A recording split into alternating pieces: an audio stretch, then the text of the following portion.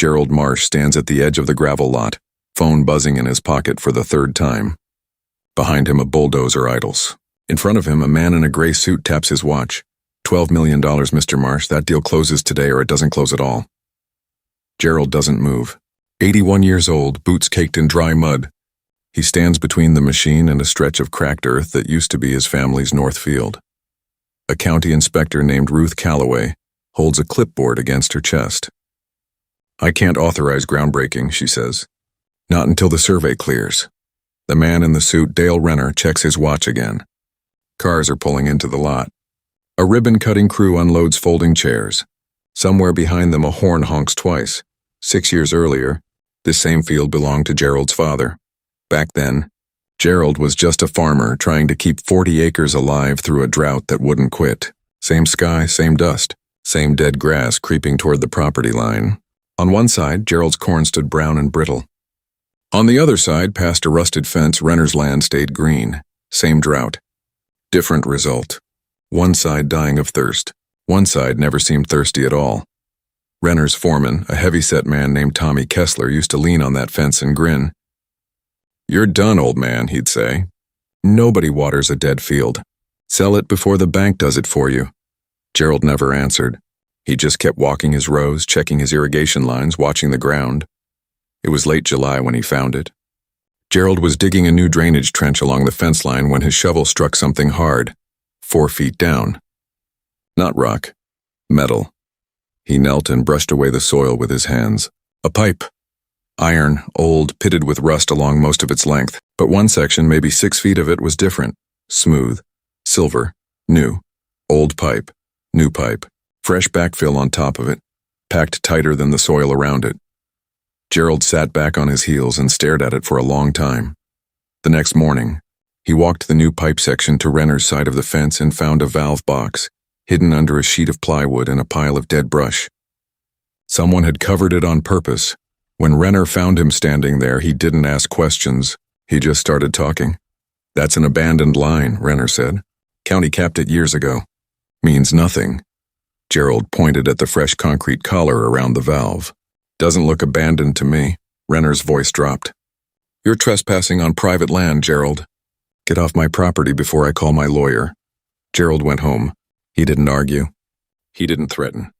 He drove into town instead, to the county irrigation office, and asked for a man named Frank Albee. Frank had worked the district for 34 years. He kept every water rights ledger the county ever filed, going back to 1961, in a metal cabinet nobody else bothered to open anymore. "Marshland," Frank said, flipping through yellowed pages. "Your grandfather filed an easement right here. Runs the old line straight through what's now Renner's parcel. Never been revoked. Just forgotten. It sounded like proof. It felt like proof." But 3 weeks later, the county sent an inspector to test the valve and the results came back clean. No active flow. No connection to Gerald's grandfather's easement. Officially closed since 1988. Gerald stood in his kitchen that night with a foreclosure notice from the bank sitting on the table. 90 days to pay $11,000 in back taxes or the county would take the Northfield anyway. For the first time in 6 years, he doubted himself. But something kept nagging at him. The inspector's test showed no flow, yet 3 days later, standing at that valve box again, Gerald noticed water pooling at the base of it. Not a leak, a rhythm. Every 4 hours the ground went damp, then dried, then damp again. That's not a deadline, he thought. That's a line on a timer. Gerald's daughter, Ellen, drove up from 3 counties over with a folder of tax records and a lawyer named Peterson she'd hired with her own savings. Together they pulled every permit filed on Renner's land for the past decade. Buried in an old construction permit was a single line, easy to miss, filed under a category called Existing Infrastructure Exception.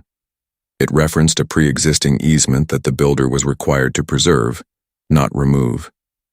Then came the real find. A pump maintenance log, filed with the county because Renner's system used a shared municipal power meter. The log showed usage spikes every 4 hours going back 3 full years. Time-stamped, stamped, undeniable. "He's been running water through my grandfather's line the whole time," Gerald said, "and billing it to his own crop." Inspector Calloway read the pump log twice, then looked up at Renner across the folding table in the county office. "This easement was never revoked," she said. "Your permit acknowledges it by name. You've been diverting protected water for 3 years." Renner's lawyer tried to argue the log was inconclusive. Callaway slid the county's original 1961 filing across the table, next to the pump data, next to the fresh concrete photos Gerald had taken himself. The lawyer went quiet. That's how Gerald ended up standing in that gravel lot 6 years later, in front of Renner's $12 million development, watching a bulldozer that couldn't move, because the ribbon cutting wasn't for condos. It was for a decorative fountain, the development's signature feature fed entirely by that same buried line. Renner had spent $400,000 building his showpiece on stolen water rights. Inspector Callaway gave the order. Contractors pulled up the plywood, cracked the concrete collar, and exposed the valve in front of the assembled crowd, cameras and all. Renner stood frozen as workers capped the line for good, the fountain sputtering then falling silent. No more diverted water. No more hidden pipe. No more fresh concrete over an old truth. The county didn't award Gerald the fountain or the land or a lawsuit windfall. What he got was simpler: a restored easement, a formal water rights settlement, and a recurring annual payment of $9,000 for 3 years of unauthorized use. Gerald used the first payment to pay off the bank in full. Some men collect land. Some men collect money. Gerald Marsh spent 6 dry years collecting patience, 1 shovel of dirt at a time, until the ground finally told the truth. Would you have taken Renner's $12 million offer and walked away? Or would you have kept digging until you found what was buried underneath it?